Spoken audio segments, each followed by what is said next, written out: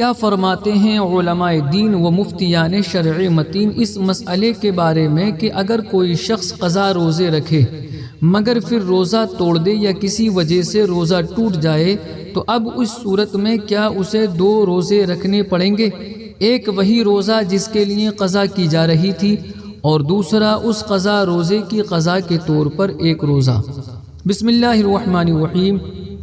الجواب بعون الملک الوہاب اللہم ہدایت الحق والصواب۔ قضا روزہ رکھ کر توڑنے یا کسی وجہ سے ٹوٹ جانے کی صورت میں 2 روزوں کی قضا لازم نہیں ہوگی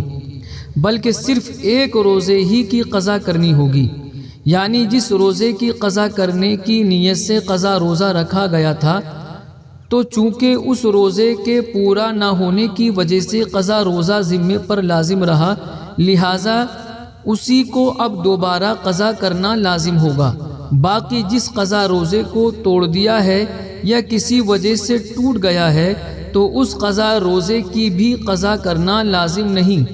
خیال رہے قضا روزہ جب شروع کر دیا جائے تو اسے بھی بلا عذر شرعی توڑنا ناجائز و گناہ ہے،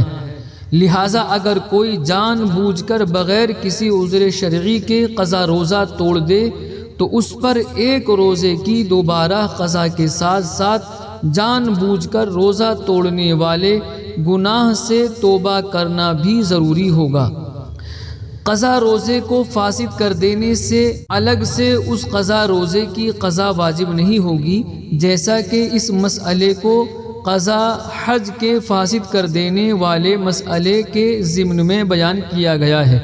چنانچہ علامہ علاء الدین حصفقی رحمۃ اللہ تعالی علیہ در مختار میں لکھتے ہیں کہ اور اگر کوئی شخص قضا حج کو فاسد کر دے تو کیا اس کی قضا واجب ہوگی؟ میں نے اسے نہیں دیکھا، اور جو بات ظاہر ہوتی ہے وہ یہ کہ یہاں قضا سے مراد اعادہ ہے۔ اس کے تحت علامہ شامی رحمۃ اللہ تعالی علیہ رد المختار میں ارشاد فرماتے ہیں کہ شارح رحمۃ اللہ تعالی علیہ کا قول کیا اس کی قضا واجب ہوگی، یعنی اس قضا حج کی قضا کرنا لازم ہوگا جسے اس نے فاسد کر دیا، یہاں تک کہ وہ 2 حج کی قضا کرے، ایک پہلے والے حج کی اور دوسرے قضا والے حج کی۔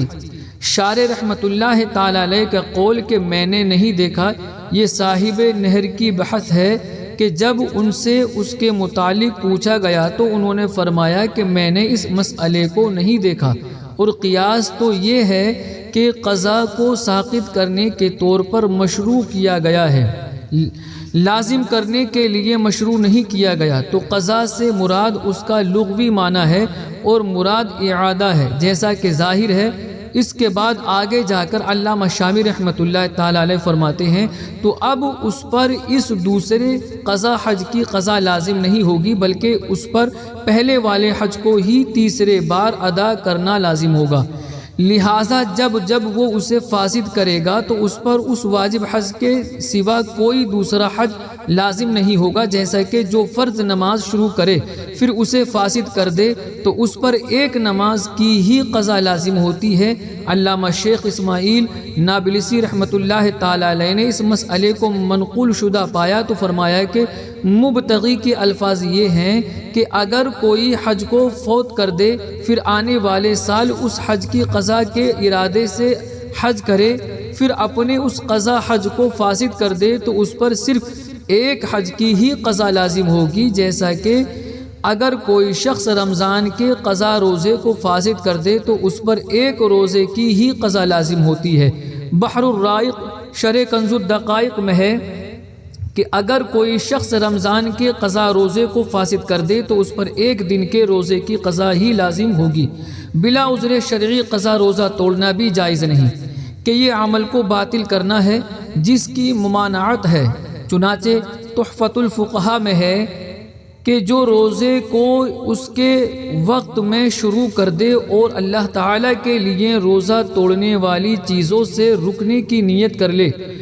تو اس کا یہ فعل شرعی روزہ بن جائے گا، لہٰذا اس پر اس روزے کا پورا کرنا واجب ہوگا اور روزہ توڑنا حرام ہوگا، چاہے وہ فرض روزہ ہو یا نفل روزہ،